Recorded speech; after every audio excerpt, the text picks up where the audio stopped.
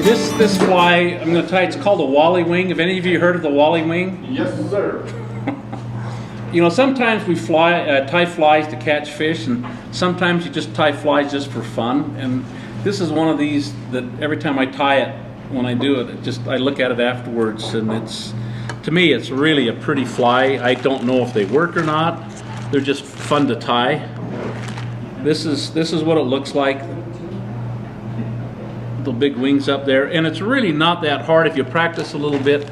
I actually was able to tie one down to a 20, and I'm not that good at small stuff, but you can do it. Not hard. Oh, now I lost my hook. Oh, there it is. Okay. I'm just using on mine. I'm using a Vivas 70 black. Okay, now when you tie a dry fly, proportions, usually your wing is tied in at the top third. So to help me remember that, what I'm going to do is just going to put my thread about where I want my wing to go.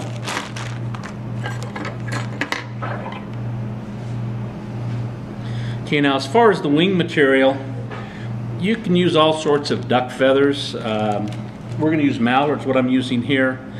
If you like mallard, I get mine at Cabela's in these great big bags. I don't know. Can you see? There you go. That way? Yeah.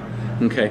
I mean, you get a bag like this for about $7-8. I like to tie a lot of zoo cougars, so I'm looking for those. I got to find something to do with these little small feathers. But you want something that's barred and fairly nice. If you don't have a feather that's going to work for it, I've sorted some here. You can come and look through that bag, and I've got a couple other little bags here. You do want to have a decent feather for this, but prepare it, you just get rid of all the fluff.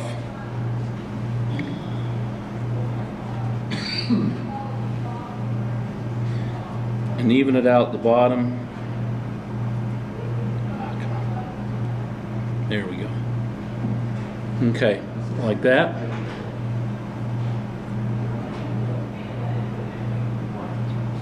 And I just peel some down.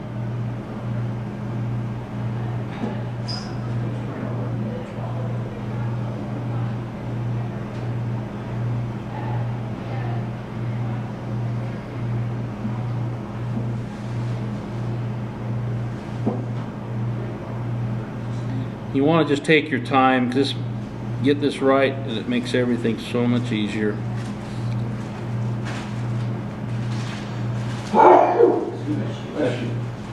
Okay, so now the feather's going to look like that.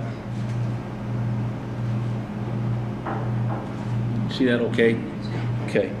Now what I'm going to do is I'm going to take all of them, pull them down, stroke them down. Then I want the curve to go up. And I want my wing to be the length of the shank of the hook.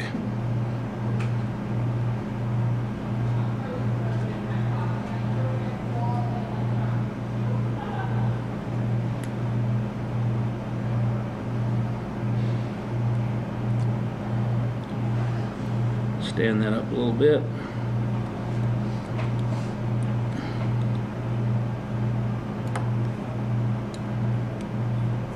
Now as far as your tail, you can use those microfibers, you can use some moose hair that you have there, some hackle fibers.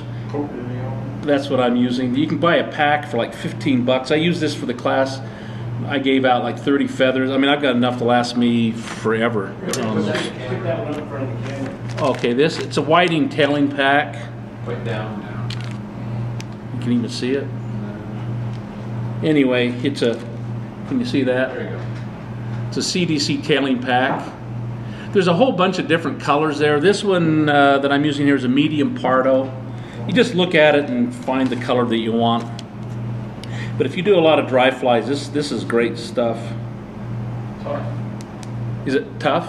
Yeah, it's tough like wire. All I know is those microfibers, which are just paintbrush fibers, they're a pain in the neck to use.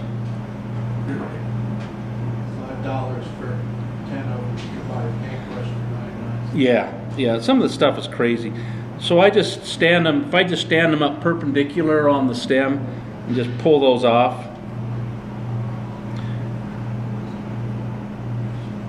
I always like to pre-cut. See if we got that.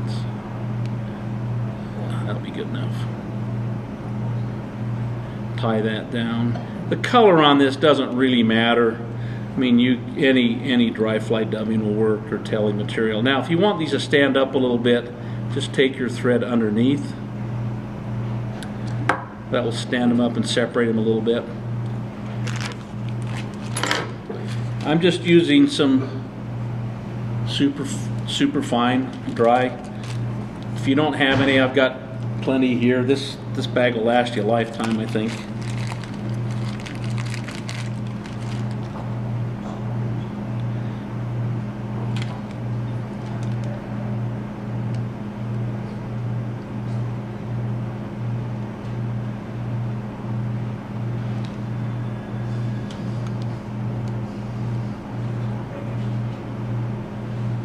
If I push my finger on it as I go around, it tightens up the dubbing.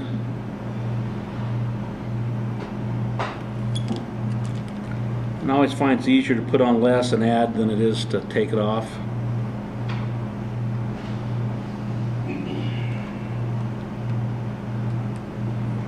You like that bottom? I just got it. Yeah, I kind of like it. I don't know if you kind of like it. It's kind of stupid, you know. Either you like it or you don't.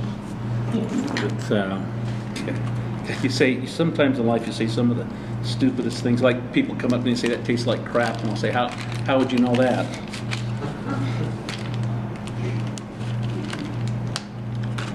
You ever use biots, goose biots instead of dubbing? You could use, yeah, you could use goose biots on it. You could take some peacock and strip it, or some of the dye stuff. This is not a pattern as much as just A wing. yeah. This is all about the wing. You'll see in a minute.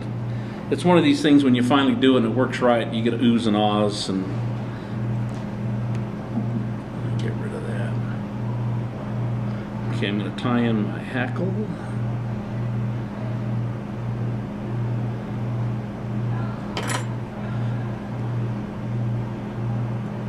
I didn't cut my thread.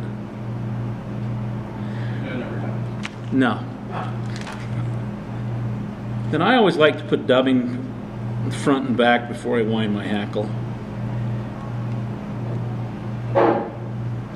I just think it looks a little better. Just pull that back. And all you need is about 3 wraps. That went backwards on me.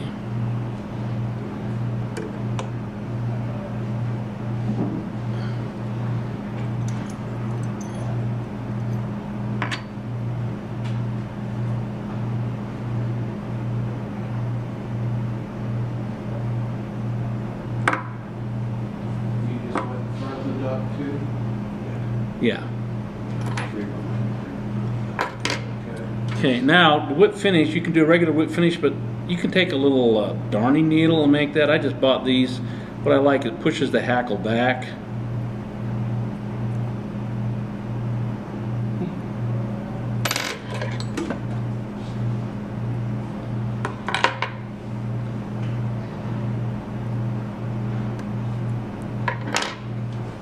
Okay, here's the fun part. Now, what you want to do is get one fiber. It will work with 2.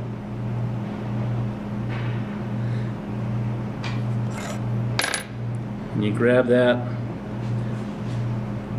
and just pull it down. Do the same on the other side.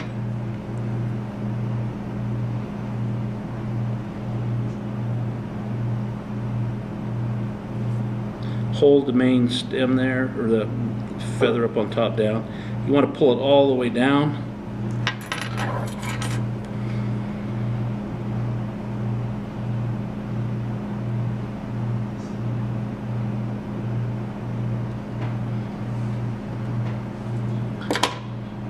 Now, if you want the wings a little fluffier, you can just take and push down on them That'll open them up a little bit. And that's a Wally Wing. Cut them off. I cut them off. Yeah. Just have somebody that can see really good that sits next to you, and he'll cut them off for you. What you're doing is taking the main feather and splitting it in thirds. There's, for some reason, it will split down there and the fiber will stay on one. I think it's because you tie it down at the bottom. So you split it down. So once you do one, you'll get hooked on them and want to tie them, but they're fun. I'm just amazed that they split like that. So.